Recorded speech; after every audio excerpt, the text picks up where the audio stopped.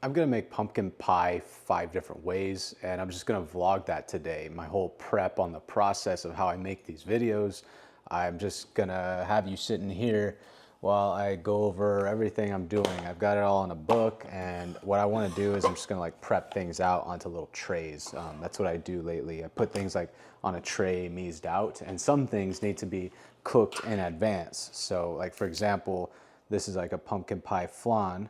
I need to have this like fully chilled before I even start the video, because then I'm gonna be, I don't know if you guys can read my chicken scratch here, but this is what I have going on.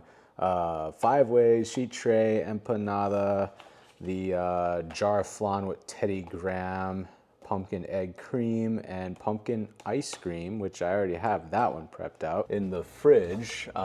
It kind of separates, but the point is to get it cooked off a day in advance, just because you want the milk solids to go ahead and mix in with the dehydrated milk. So this has dehydrated milk. The reason for adding the dehydrated milk to your ice cream base is so you can get more milk solids in your base without adding extra fat. When you add more fat, it's gonna make it more crystal-y. You know, if like you make your own ice cream, I don't know if you have, but if you do, you can get more crystallization, and it's not like as satisfying and creamy as when you have more milk solids with less fat. Whenever messing around with the recipe, I make sure to measure things out in grams. Not the can, of course, because it's just a can and I can remember what a can is like.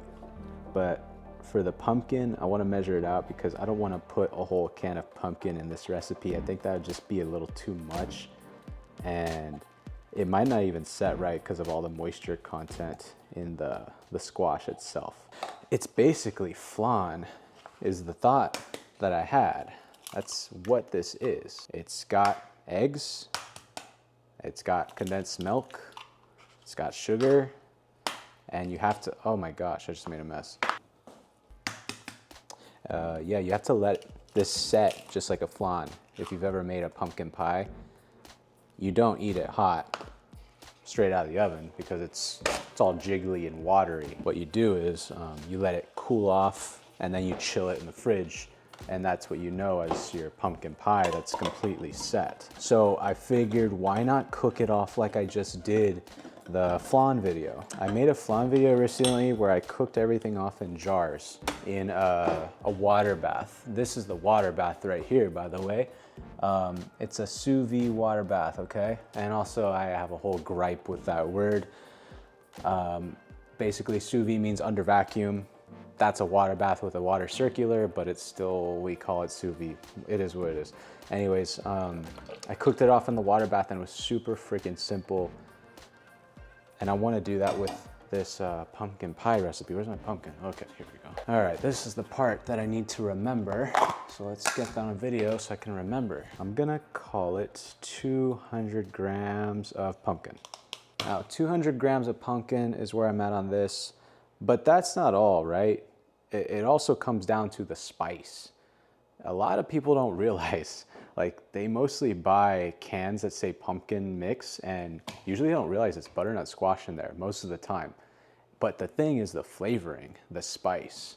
So pumpkin spice, typically we are gonna have clove, ginger powder, cinnamon powder, green cardamom pod. That's usually it, but lately I've been liking star anise in mine.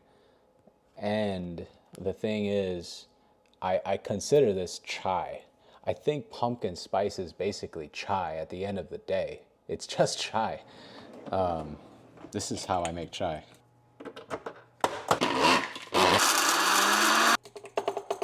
I think I'm gonna throw in some vanilla into this too.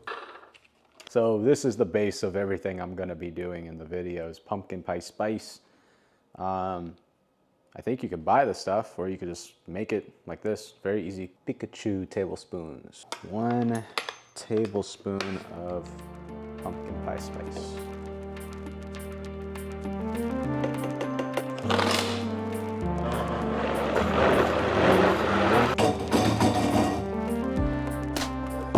That's pumpkin pie. Put it in my spice cabinet, but I put it with a red label because I'm thinking maybe like it's a specialty blend. You know, it's not my typical, so I want to kind of be able to even or pick it out easily. Specialty Red Label. I think this is gonna be my favorite way to do the pumpkin pie now. I'm gonna finish it off with a Teddy Graham crumble. Oh man, I remember my grandma would give me Teddy Grahams before bed. Those were the best. She also always called me Pumpkin. She still calls me Pumpkin. This one's for you, Gran.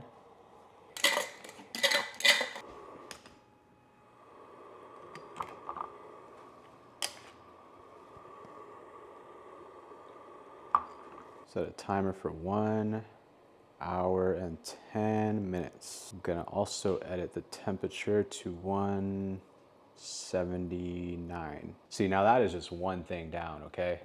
I think I'm doing 5 in this video. While that is going, I'm going to make some candied pecans, and I've done this in the past, I think. I just don't remember. I think I did it with maple syrup. So it's just basically nuts in the pot and some sort of simple syrup. In this case, I'm doing like straight up maple syrup. Doesn't that look great? So yeah, straight up maple syrup. They get boiled in that until it gets like nice and thick. And then you strain it and you cook it off in an oven at about 350 until they're nice, like candy. I have a really good tip for you guys because I just boiled over. I forgot to do this tip, but check this out. If you have a wooden spoon on your pot, that will prevent things from basically boiling over. You see, it doesn't want to come up. It's interesting the way that works. I don't know why this is a thing, but wood spoon, it always stops things from boiling over. Same with like water and cream and stuff like that. This is where I pretty much want it to be, by the way. Nice, like thick. If you could smell this, my God, this smells so amazing. These are top-notch, big, bold, beautiful flavors going on here, my friend. Look at that.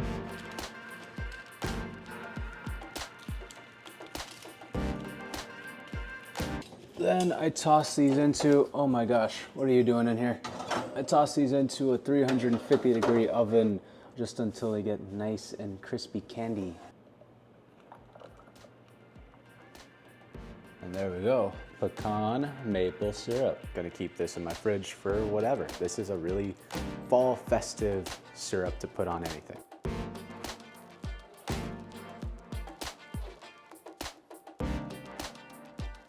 I think I changed my mind. I think this is now my new favorite way to do it instead of the fryer. I think it's just cleaner.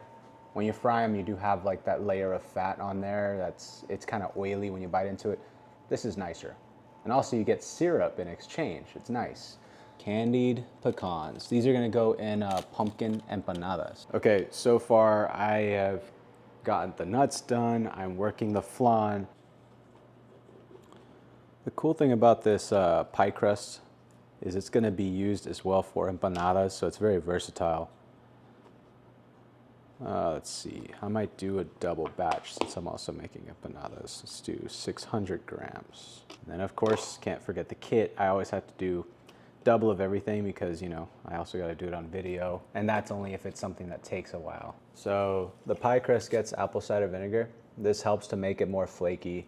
Usually you see people using vodka as well, but this is the best for doing a flaky pie crust. I used to teach people that make this at our cooking school. Okay, so how much is 2 teaspoons, grams wise? Let's see, vinegar plus a little more than half a cup of ice cold H2O.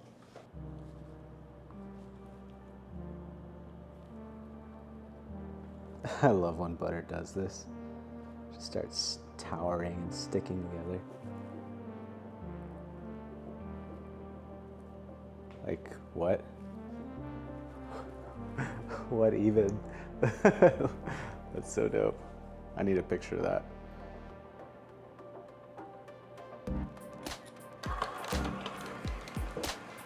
Just mixing together.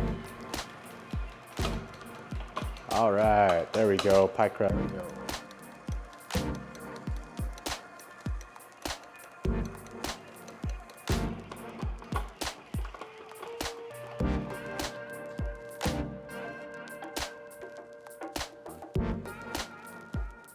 So now you see we've got our pie doughs kitted out, and then I've got the actual kit to make it.